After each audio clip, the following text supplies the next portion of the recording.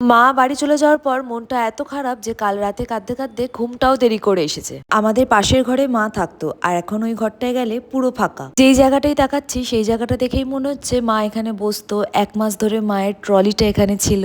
কেমন একটা কষ্ট হচ্ছে মনের ভেতর। আর সোনাকে যখন কাঁদতে কাঁদতে জিজ্ঞেস করছি দিদুন কোথায়, আর সোনাও হাত নাড়িয়ে বলছে নেই নেই। মাকে সকালে ফোন করেছি, মা বলল সকাল 11টায় বাড়ি পৌঁছে গেছে। এইদিকে হিটারের সুইচটা যাতে সোনা বাবা অন না করে দেয় তাই প্লাগটাকে খুলে রেখেছি। আর এইদিকে সোনা বাবা প্লাগটাকে দিয়ে অন করার চেষ্টা করছে। 1 সেকেন্ড চোখের আড়াল হলেই গেল, কখন যে প্লাগটা লাগিয়ে সুইচ অন করে দেবে।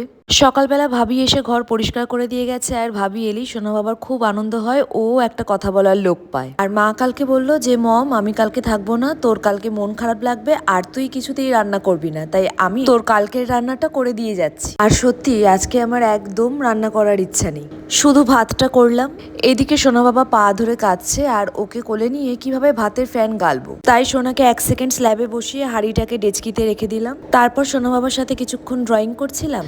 আর আজকে দেখি বারান্দায় খুব ভালো রোদ্দুর উঠেছে, তাই সোনাকে রোদ্দুরে এনে খাইয়ে দিলাম, আর আমিও খেয়ে নিলাম। আর এই যে আর একজন বারান্দা থেকে আসবে না। সন্ধেবেলা সোনাকে খাইয়ে দিয়েছি, আর আমি বানিয়ে নিচ্ছি আমার জন্য ম্যাগি। সন্ধেবেলা মাকে আরেকবার ফোন করে নিয়েছি, আর বলছিলাম যে মা কালকে এমন সময় তুমি আমাদের এইখানে, আর আজকে দেখো তুমি কামারহাটি। তাই মাও বলছিল ভালো লাগে না, একা থাকি এই ঠিক আছে, যখনই তোর কাছে বা দিদির কাছে যাই ফেরার সময় মনটা এত খারাপ হয়ে যায়। তারপর রাত্রে ডিনার প্রিপারেশন করছিলাম, আর সন্ধেবেলা আমি ম্যাগি খেয়েছি বলে আর রাত্রেবেলা কিছু খাবো না।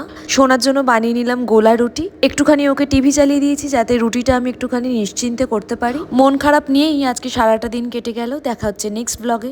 টাটা।